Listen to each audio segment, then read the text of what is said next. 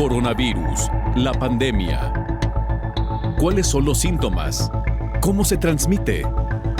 ¿Qué puedo hacer para protegerme y prevenir la propagación de la enfermedad? Nuevo padecimiento que ha encendido las alarmas de los sistemas de salud.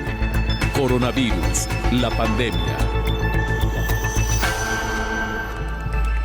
Bienvenidos a este programa especial de Coronavirus, la pandemia, una recapitulación de lo que aquí le hemos presentado a lo largo de la semana, porque en domingo también tenemos programa. Vamos directamente con el reporte de nuestra compañera Verónica López. Nos llega desde la sede de la Organización Mundial de la Salud en Ginebra, Suiza. Hola, ¿qué tal? Buenos días, Belén. Buenos días a todo el auditorio de Canal 44. En todo el mundo hay ya más de 5,1 millones de fallecidos y más de 260 millones de personas infectadas. Europa es la región con un mayor incremento en los casos. Preocupa ahora la nueva variante detectada en Sudáfrica, de la que ya hay casos en Hong Kong e Israel. Expertos de la Organización Mundial de la Salud celebran hoy un encuentro para analizar esta nueva variante que preocupa a los científicos por la treintena de mutaciones que ha desarrollado. Ello podría aumentar su capacidad de transmisión o su resistencia ante tratamientos, diagnósticos y vacunas. La Comisión Europea propuso este viernes detener el tráfico aéreo procedente del sur de África para evitar la expansión en Europa. Lo anunció en su Twitter la presidenta de la Comisión, Ursula von der Leyen. La Unión Europea se sumaría así a la adopción de medidas similares adoptadas ya en Reino Unido e Israel. Aunque von der Leyen únicamente se refirió a la región del sur de África sin especificar a qué países afectaría. Naciones como Israel han suspendido los vuelos desde Sudáfrica, Lesoto, Botsuana, Zimbabue, Mozambique, Namibia y Eswatini. La OMS advierte desde hace meses que un ritmo excesivamente lento en la vacunación puede dar lugar a nuevas variantes más peligrosas del coronavirus y con ello retrasar el fin de la pandemia. Reportó desde Europa Verónica López para el programa Coronavirus, la pandemia. Expertos advierten que estamos lejos, muy lejos todavía, de reportar niveles bajos de contagios y muertes de COVID-19 ante un sistema de salud mundial desigual en la toma de decisiones. La pandemia COVID-19 pudo haberse evitado. La economía necesita una salud sustentable y el planeta sigue enfrentando etapas críticas. Ante esto, ¿cuál es el panorama sociopersonal ante una enfermedad que deja secuelas importantes a quien la ha padecido y cobra vidas de manera casi instantánea a quien presenta una enfermedad crónica degenerativa? A casi 2 años del surgimiento del virus SARS-CoV-2, aún el panorama es desalentador. La vida de cada persona es intermitente ante el riesgo de enfermar y las secuelas prolongadas podrían abrir un abanico altamente costoso. El proceso doloroso de un paciente grave con COVID-19 no se atenúa, al contrario, permanece por un tiempo prolongado. De continuar el ritmo mutuante de este patógeno, los altos costos para las familias y el sistema de salud será exorbitante. Aunque los científicos de ciencias de la salud afirman que será un padecimiento endémico, aún no se sostiene por la Organización Mundial de la Salud. Las horas y los días transcurren, el riesgo de enfermar es latente, nadie se salva, aun aquellos vacunados y quienes ya enfermaron por COVID-19. Apegarse a las medidas tanto directas como indirectas es la mejor solución.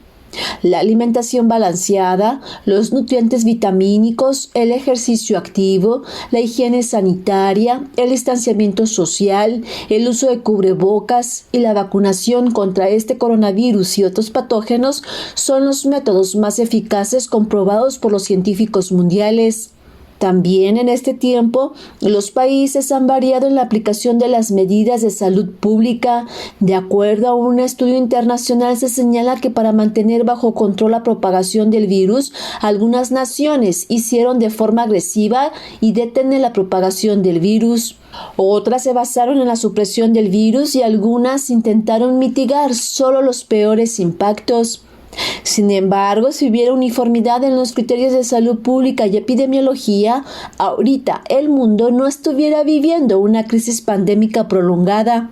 Y de no actuar y visualizar la estrategia en conjunto, existe el riesgo de que surjan otros nuevos virus y altamente infecciosos que podrían surgir en cualquier momento. En la actual pandemia COVID-19, para llegar a niveles bajos de contagios y muerte, al parecer está lejos de proyectarse. Este panorama ha sido, advierten expertos, la peor crisis combinada de salud y socioeconómica y una catástrofe en todos los sectores. La salud y el bienestar social está en riesgo ante posibles amenazas pandémicas que podrían también ser endémicas con graves secuelas en cada etapa de la vida humana.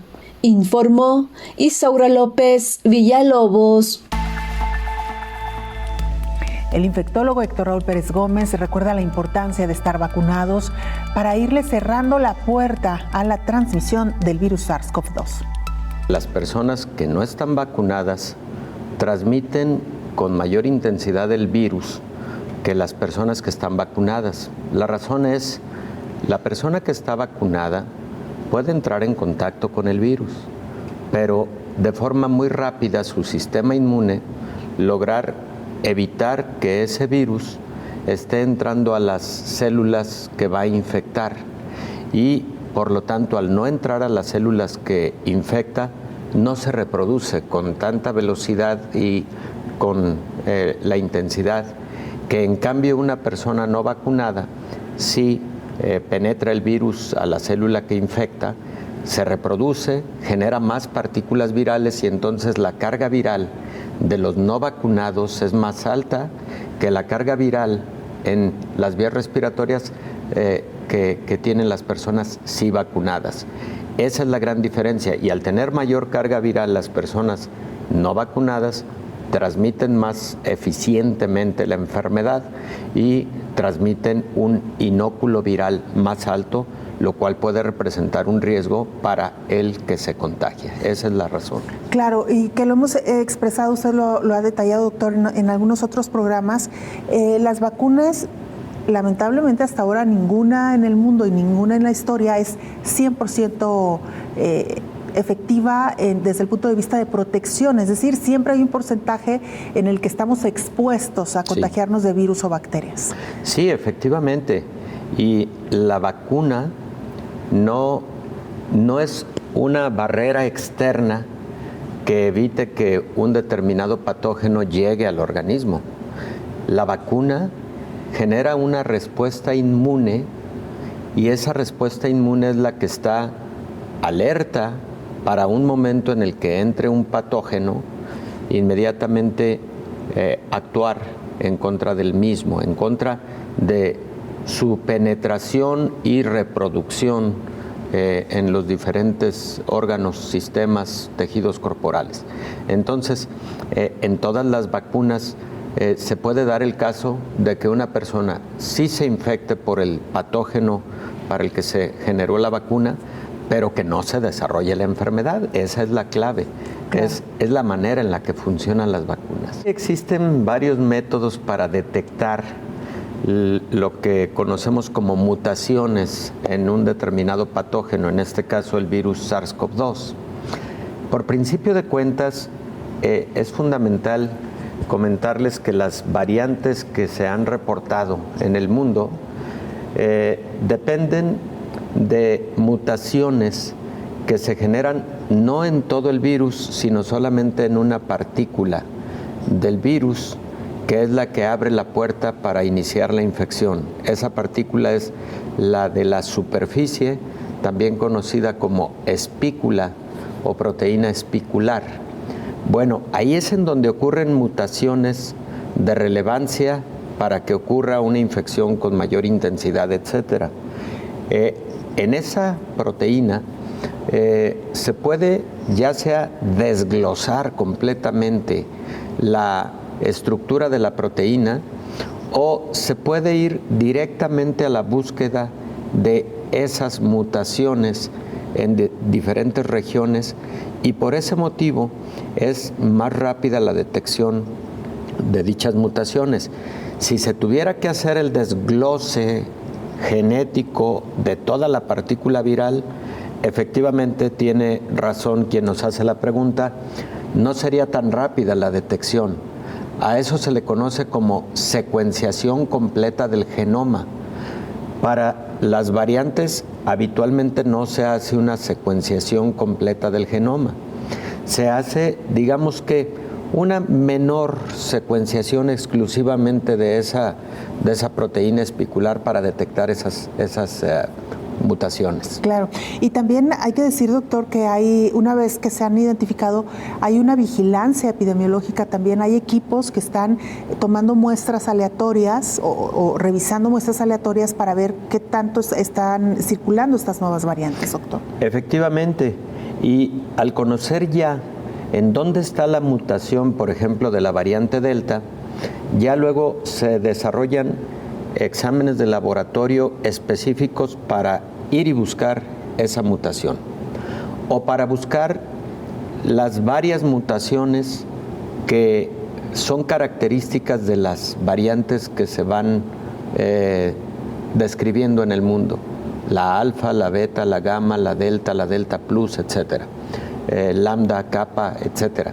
Hay muchas variantes ya detectadas. Entonces, luego se generan estos métodos de laboratorio para detección más rápida y de esa forma, como bien lo señalas, Belén, tener esa vigilancia virológica, epidemiológica, porque por ejemplo en México se han detectado prácticamente todas las variantes, claro que en diferentes porcentajes comparativamente con otros países y regiones en el mundo.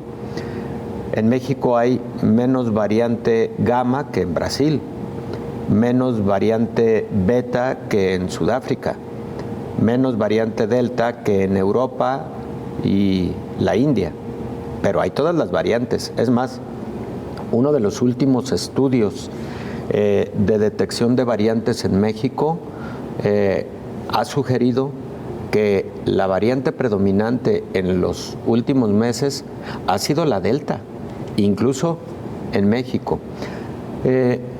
Hasta hace un mes aproximadamente no se habían hecho búsquedas tan extensas, por ejemplo en México, de variantes.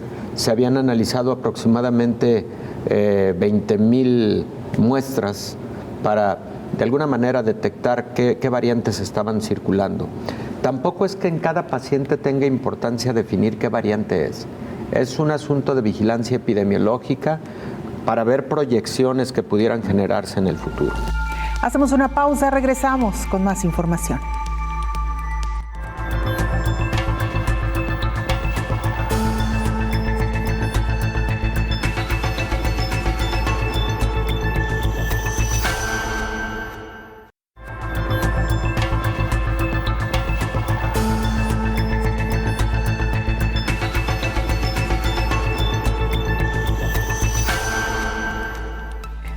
Todavía nos queda un largo camino por recorrer en esta epidemia de COVID-19, dicen los expertos, y lejos estamos todavía de que se considere una enfermedad endémica.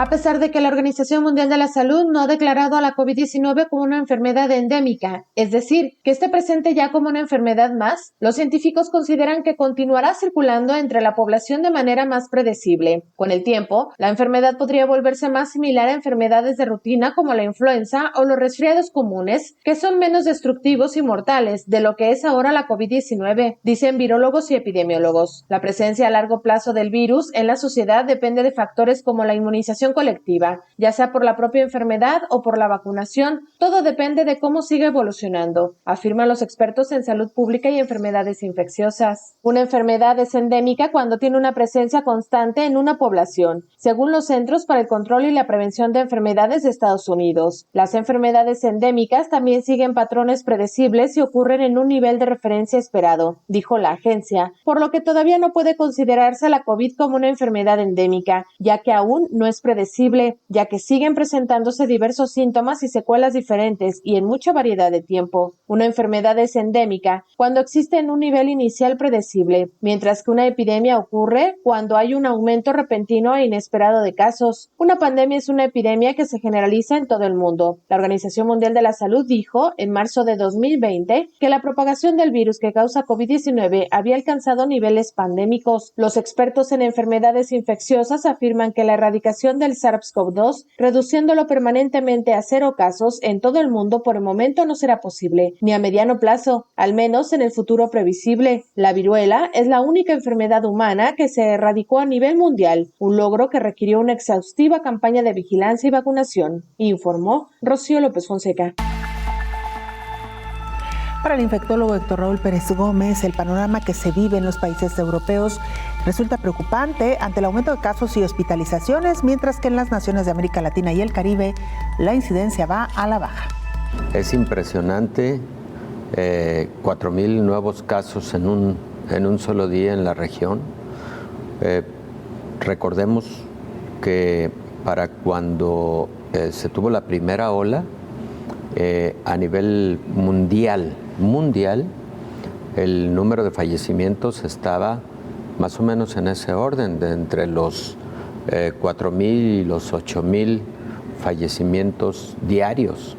Y claro que ya era alarmante. Ahora concentra esa cantidad para una sola región, para Europa, preocupante. Y además países como Alemania, como Rusia, como ayer lo comentábamos, Austria, que teniendo menos de 10 millones de habitantes, esté teniendo hasta 10,000 nuevos casos en un solo día. 15,000. 15,000, ¿verdad? Y el caso de Alemania, 35,000, también siendo un país que creo que tiene alrededor de 30 millones de habitantes. 30 y pocos más millones creo. De habitantes. El caso de Rusia, bueno, es un país con mucho más número de habitantes, pero hasta 35,000 nuevos casos en un solo día. Entonces, Europa está viviendo con mucha intensidad este fenómeno. Ya no se esperaba que se tuviera tanto impacto. Lo que se esperaba era que las diferentes regiones tuviéramos nuevos brotes, pero no de tanta intensidad. Si uno revisa, y hago la invitación a quienes nos escuchan, a que, por ejemplo, en una página muy interesante en la web, en donde está información de la Universidad de Johns Hopkins, pero que se llama Nuestro Mundo en Datos, Our World in Data, se pueda accesar a una gráfica que es el número de contagios diarios por regiones en el mundo, y ahí vamos a poder ver cómo para el caso de Latinoamérica y el Caribe, a la baja, como tendencia muy clara en los últimos 2 o 3 meses, pero vamos a poder observar que la mayor parte de los países en el mundo o se mantienen o van a la baja, mientras que Europa tiene una curva ascendente impresionante. Está de forma muy gráfica en esa publicación. Y pues lo otro que preocupa es que a pesar de lo que están viviendo, sigue existiendo tanta reticencia a la utilización de medidas de protección, vacuna, y esas movilizaciones, esas manifestaciones, que en sí la propia manifestación representa un riesgo de transmisión de la enfermedad. Todavía no es tiempo de hacer una predicción de lo que podría ser el fin de la pandemia. La OMS, a través de su director, ha dicho que no va a ocurrir, por lo menos durante el primer trimestre del 2022, una declaratoria de fin de la pandemia. Y con lo que estamos viendo, es posible que esto se alargue a un periodo más largo, mayor.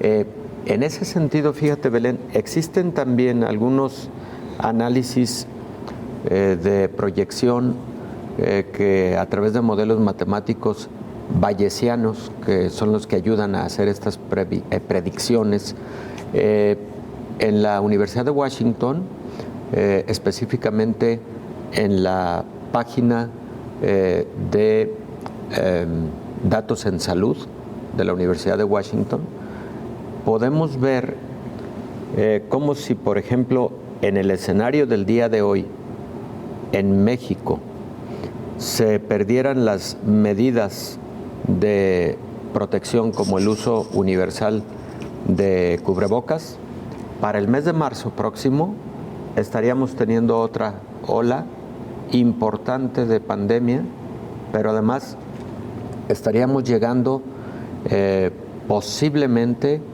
a algo así como 600,000 fallecimientos. En estos momentos estamos cercanos a 300,000 fallecimientos.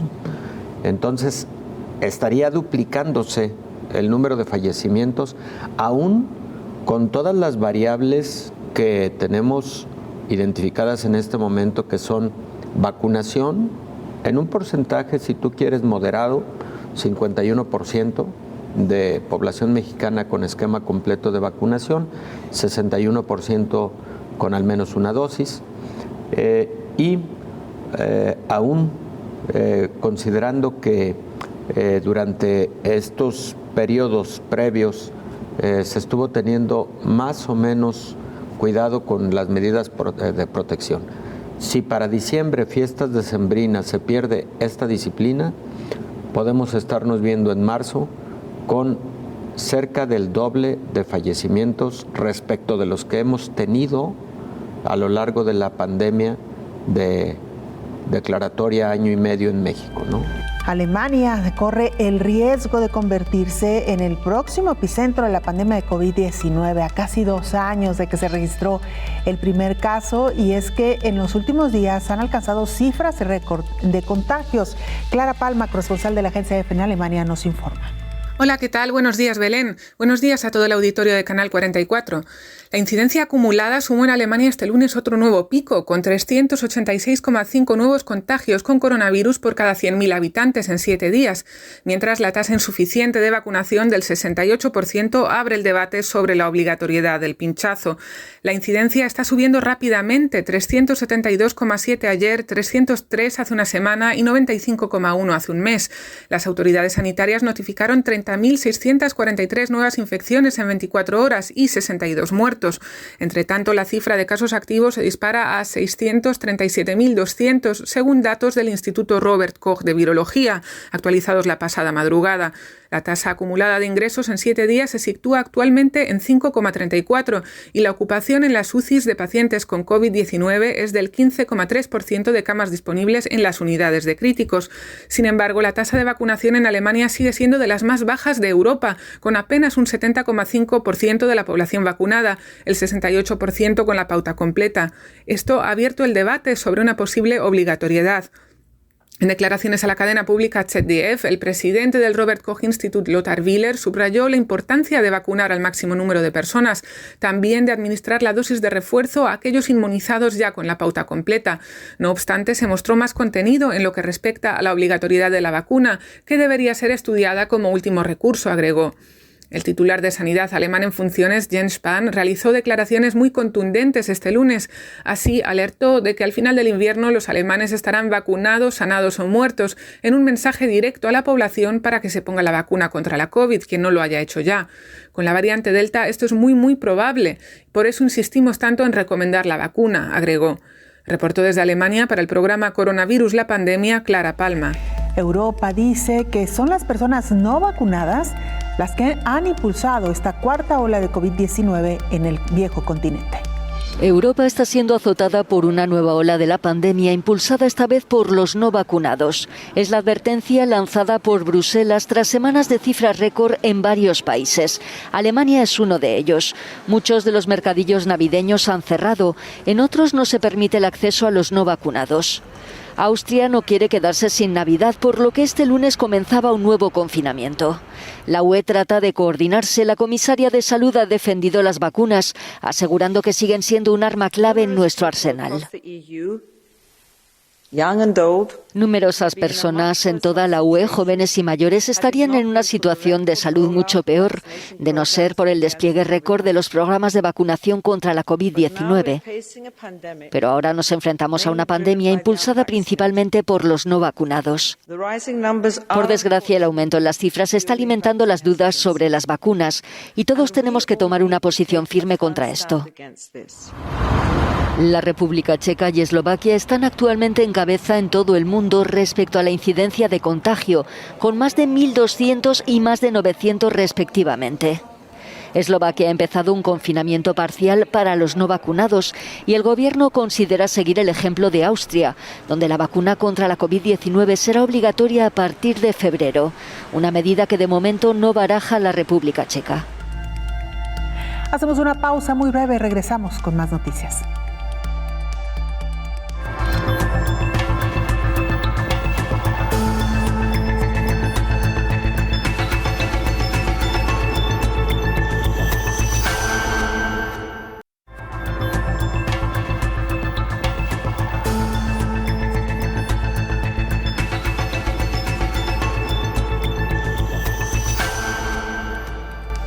Una nueva investigación revela que el primer caso de COVID-19 en el mundo podría haber sido el de una mujer pescadora. La revista Science publica un nuevo estudio sobre el posible origen del SARS-CoV-2. Se trata del investigador Michael Warberry, experto en evolución de virus de la Universidad de Arizona, Estados Unidos, quien ha revelado el posible primer caso conocido de COVID-19, una pescadera del mercado mayorista de mariscos de Guanan, en Wuhan, China. En el texto se explica que al investigar los registros sanitarios y los datos genómicos y epidemiológicos de los primeros días de la COVID-19, el científico estadounidense elaboró una imagen detallada de los primeros acontecimientos que desembocaron en esta pandemia mundial. De acuerdo con su análisis, esta vendedora de mariscos enfermó de COVID-19 el 11 de diciembre e informó ese mismo día a las autoridades de varios posibles casos de COVID-19 en clínicas y hospitales que estaban cerca del mercado de Guanan. Sin embargo, el científico descubrió una discrepancia en el informe de China y la Organización Mundial de la Salud sobre el origen de la pandemia. Según este documento, un paciente sin conexión con el mercado había sido considerado el caso más temprano conocido de COVID-19, al haber presentado síntomas el 8 de diciembre de 2019, pero este nuevo estudio ha evidenciado que ese paciente en realidad no presentó los síntomas hasta una semana después, el 16 de diciembre de 2019, lo que cambia drásticamente el cuadro presentado por el informe de China y la OMS, y hace que esta pescadera de Guanan se convierta en el primer caso conocido y confirmado. El análisis metódico de este investigador aporta pruebas que disipan la teoría de que el virus se filtró desde un laboratorio de investigación. Warberry considera de hecho que la fuente más probable del origen del coronavirus es el mercado de Guanan. Este nuevo estudio detalla que en el mercado de Guanan y en otros 3 mercados de animales vivos de Wuhan se vendían mamíferos vivos susceptibles de contraer coronavirus, incluidos perros mapaches, inmediatamente antes de la pandemia. Igualmente informa que durante el primer brote de SARS se encontraron virus similares al coronavirus en perros mapaches, lo que se vio facilitado por las interacciones entre animales y humanos en los mercados de animales vivos de China, informó Rocío López Fonseca. El infectólogo Héctor Raúl Pérez Gómez advierte que a casi 2 años de que inició esta pandemia en el mundo se tiene poca claridad de cómo y dónde se desarrolló este virus. Una publicación muy significativa en Science que da evidencia de que los primeros casos fueron antes de la última semana de diciembre, como se pensaba al inicio. Pero además existen algunas otras evidencias de que fue en el mes de noviembre cuando se presentó un caso hospitalizado grave con todas las características clínicas de COVID-19, en donde se descartaron otros patógenos respiratorios, múltiples patógenos respiratorios, y en el que la evidencia por imagen tomográfica, etcétera, sugiere fuertemente que se trató de un caso de COVID grave. Luego esta publicación de Science de la que hace referencia Rocío nos centra de nueva cuenta a el origen, digamos, de localización geográfica, que es la ciudad de Wuhan, y más específicamente el mercado de Huanan, que efectivamente son mercados en China en donde se venden especies vivas. Frecuentemente ahí mismo se sacrifican para el consumo. Recordarás que se habló mucho de que había consumo de carne de murciélago, platillos, etcétera. Eso parece ser un mito, parece ser algo no confirmado, pero sí el hecho de que algunos productos de mar podrían haberse contaminado con este virus, pero probablemente después de la infección con una especie animal diferente, como el caso de pangolín, o por ejemplo como el caso de mapaches, etcétera, que también se sacrifican en esos mercados mojados, así se les conoce. Entonces, todo orienta a que es esa ciudad y específicamente ese mercado, un mercado municipal, Huanan, en Wuhan, en donde se generan los primeros casos. Porque hay otra publicación, esta es muy de inicio de la pandemia, publicada en enero precisamente del 2020, cuando ni siquiera había sido declarada pandemia por la Organización Mundial de la Salud. Eso ocurrió hasta marzo, en donde estos pacientes iniciales reportados graves, hospitalizados en diferentes hospitales en Wuhan, tenían como común denominador que habían tenido contacto en ese mercado de alguna naturaleza, o eran comerciantes que trabajaban en el mercado de Huanan en Wuhan, o eran consumidores que estuvieron ahí días previos comprando, consumiendo, etcétera. El 95% de esa primer casuística, que fue una casuística de 99 personas, publicada en la revista JAMA, sugiere que la mayor parte de pacientes que aparecen en esa publicación tuvieron contacto en ese mercado.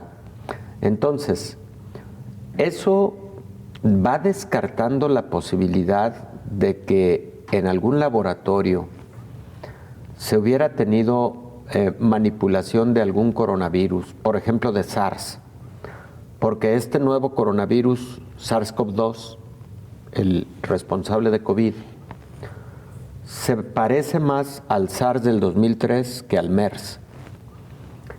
Se parece genómicamente hablando en un 85%, tiene homología genómica, 85%.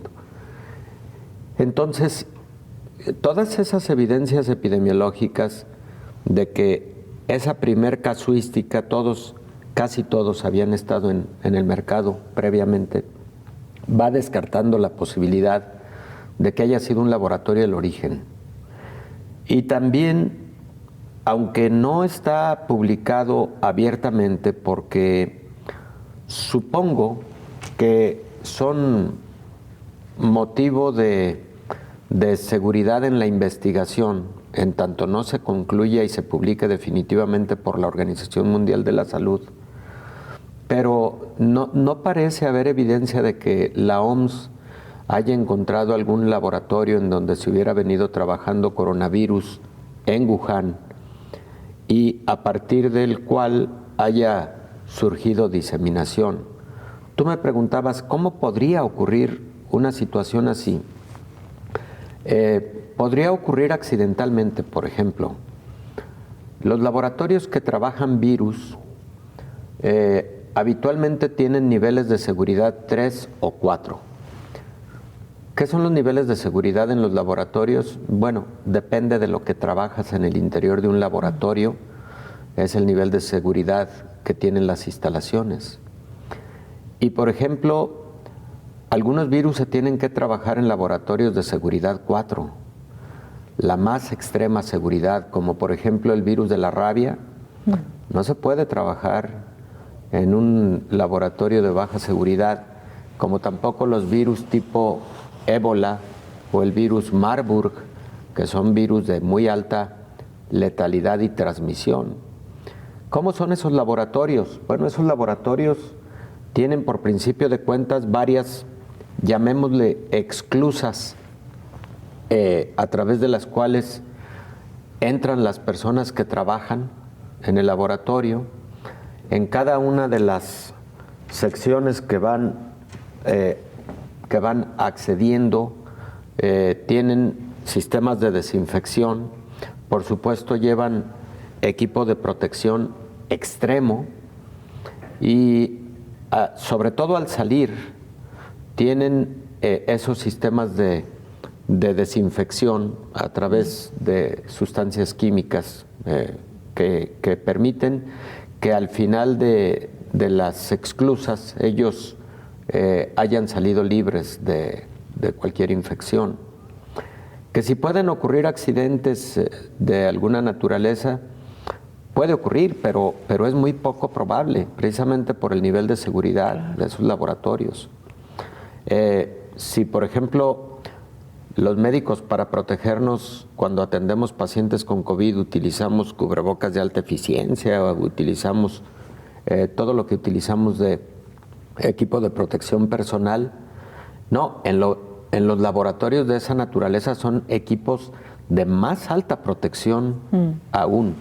Entonces, es difícil que accidentalmente salga un virus de algún laboratorio de esa naturaleza. Por ejemplo, el laboratorio de virología del Instituto Pasteur en París, yo lo conozco, son medidas impresionantes. Ellos todavía trabajan virus de la rabia. Recordemos que desde Luis Pasteur en vida, una de sus líneas de investigación fue el virus de la rabia. Bueno, sí. Ese historial se mantiene en la actualidad en el Instituto Pasteur. Y al conocer este tipo de laboratorios dices, no, definitivamente de manera accidental no se sale nada de ahí. Y de igual manera, Belén, no hay evidencia de que de forma deliberada haya salido algo de algún laboratorio o se haya manipulado genéticamente algo en un laboratorio. No hay evidencia científica por el momento. Europa es hasta ahora la única región donde crecen los casos de COVID-19 en el mundo. Está en riesgo muy alto en las próximas semanas. La pandemia sigue fuera de control en la República Checa, que va de récord en récord. En las últimas 24 horas ha contabilizado cerca de 26.000 nuevos casos, la cifra más alta desde el inicio de la pandemia. El gobierno checo ha rechazado decretar un confinamiento, dejando la elección a las autoridades regionales. La semana pasada la situación era tal que solo se vacunó a un paciente de cada 9 y ahora nadie está vacunado. Así que desde mi punto de vista estas cifras muestran claramente el impacto de la vacunación en el destino de los pacientes. La República Checa está entre los 4 países con una incidencia superior a los 1.000 casos por 100.000 habitantes, junto a Eslovaquia, Austria y Eslovenia. En Alemania la incidencia superaba los 400 y registraba casi 67.000 nuevos contagios en 24 horas. Esta semana superará los 100.000 muertos. Europa concentra 2/3 de los casos globales de COVID y es la única región del mundo donde aumentan, un 11% la semana pasada. El Centro Europeo de Prevención y Control de Enfermedades ha advertido de un riesgo muy alto en las próximas semanas, alentando a la vacunación y la dosis de refuerzo para los mayores de 40 años y las personas vulnerables, iniciativa que apoya la presidenta de la Comisión Europea. Una pausa, la última, regresamos.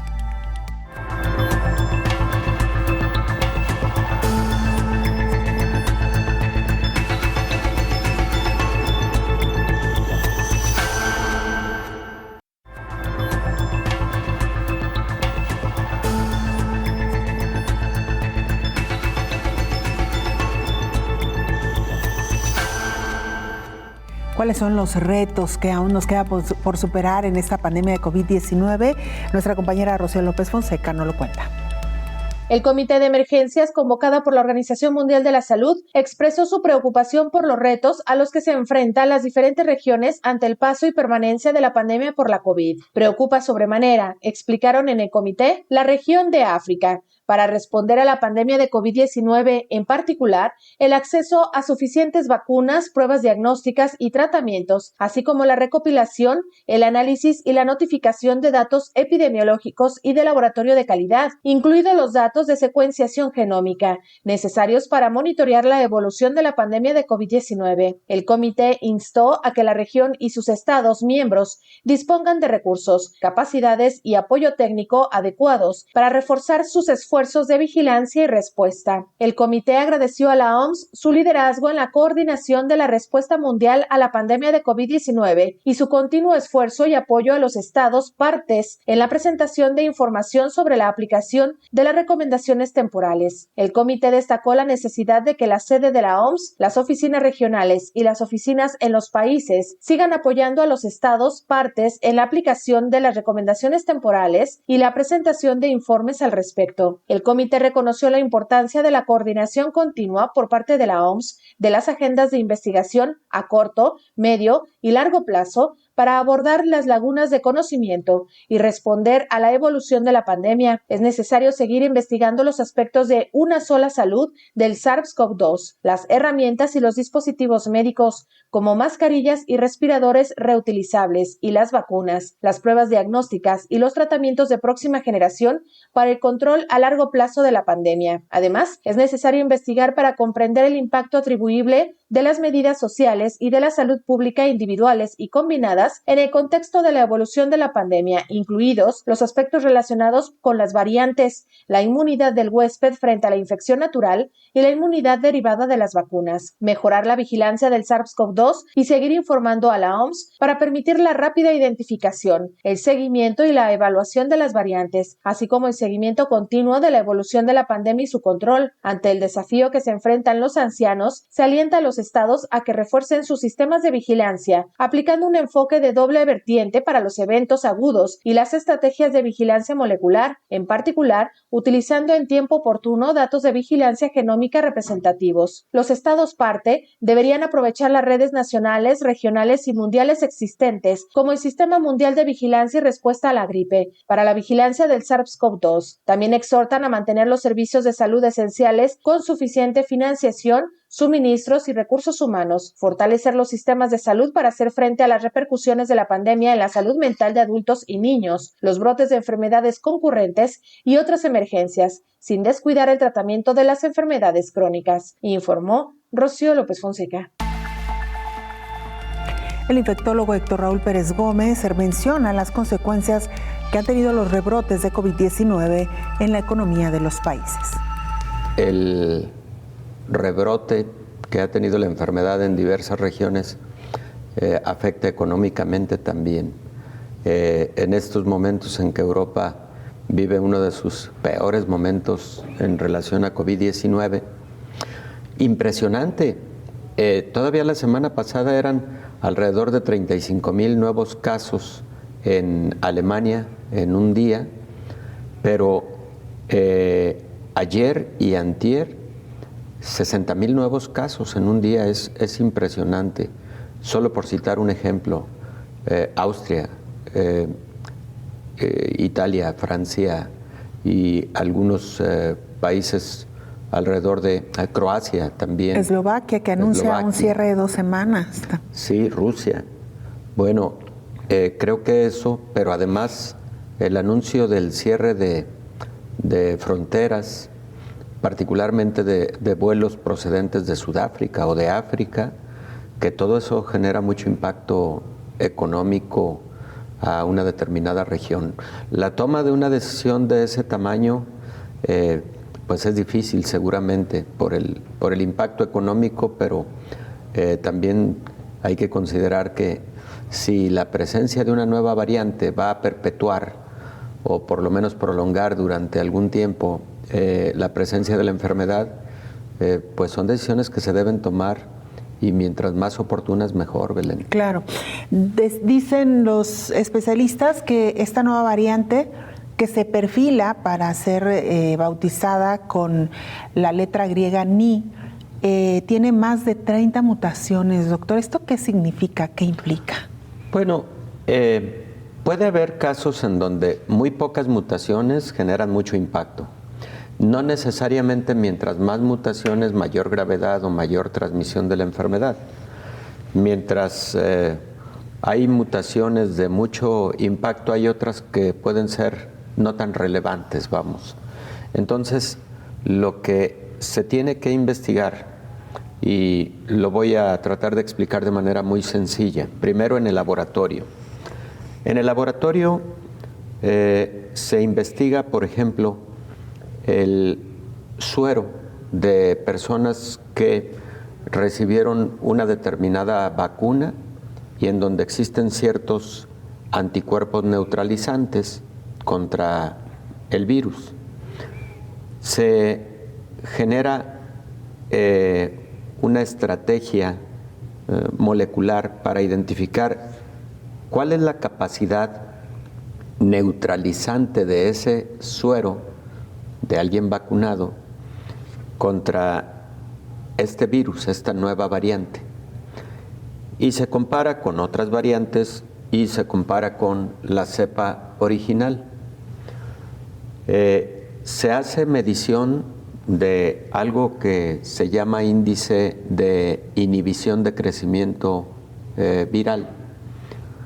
Y ahí se obtienen los resultados de cuánto fue capaz este suero que contiene anticuerpos de inhibir a esta nueva variante. Esa es una forma de determinar que la vacuna en cuestión está funcionando adecuadamente contra esa variante.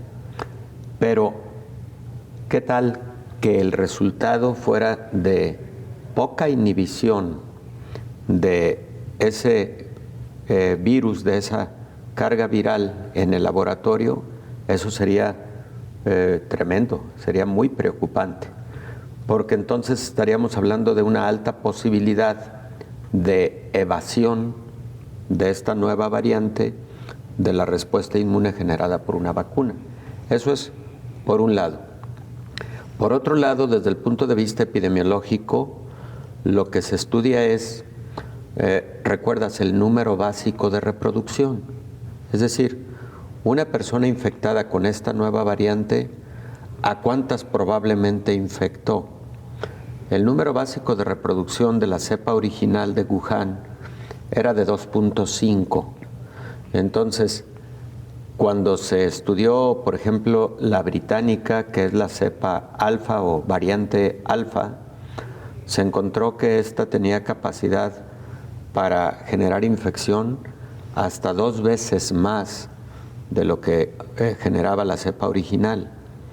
Y la delta, hasta 3 veces más capacidad de transmisión respecto de la cepa original. Entonces, eso es lo que también se estudia desde el punto de vista epidemiológico. Y lo que se estudia desde el punto de vista clínico es, ¿esta variante lleva a más personas al hospital? ¿Esta variante lleva a más personas a necesidad de intubación endotraqueal? ¿Esta variante lleva a más letalidad o a más mortalidad? Todo eso es lo que se tiene que estudiar de una determinada variante. Por ahora no hay síntomas, digamos, específicos de variante. La sintomatología sigue siendo similar en la mayor parte de las variantes. En alguna de ellas se ha sugerido mayor letalidad y mayor gravedad, como por ejemplo fue el caso de la variante alfa, la variante británica. En esa variante sí se determinó esa posibilidad. Vamos a Colombia con nuestro compañero Richard Quiñones de Oriente Noticias Bucaramanga. Hola, ¿qué tal? Un saludo especial para todos ustedes allá en México. Ya estamos preparados para contarles el avance de la pandemia en territorio colombiano y también las actuaciones de las autoridades para tratar de contener la expansión del virus en esta zona del continente. Estamos listos para contarles cuál es la situación con relación a la pandemia. En esta zona de Latinoamérica se reportaron las últimas horas 2.500 nuevos casos positivos de COVID-19 y 48 muertes en total de infecciones y fallecimientos. Es histórico y la pandemia deja alrededor de 5.055.253 casos y 128.023 muertos. Colombia analizó en las últimas horas 51.221 pruebas, 23.538 de PCR y 28.383 de antígenos. Actualmente el país tiene 4.895.931 casos recuperados del virus, mientras que 5.615 siguen activos. La zona céntrica y la zona norte hacia el Mar Caribe son los sectores que más reportan casos de coronavirus en territorio colombiano. En el último reporte también se indica que se han distribuido cerca de 61 millones de dosis y esto busca la inmunidad de rebaño que tanto advierten las autoridades, esto para tratar de contener la pandemia, y se han aplicado 54.579.619 dosis. El número de personas totalmente inmunizadas con una sola dosis alcanzó los 23.848.815. A ustedes gracias por su sintonía. Continuaremos reportando los avances de la pandemia en territorio colombiano. Continúen ustedes en México. Nos vamos, gracias por habernos acompañado. Le invitamos para que nos sintonice en la siguiente emisión de Coronavirus la Pandemia, este programa que a partir de hoy será semanal. Usted nos podrá seguir sintonizando los jueves en los horarios habituales y en su canal habitual. Hasta la próxima.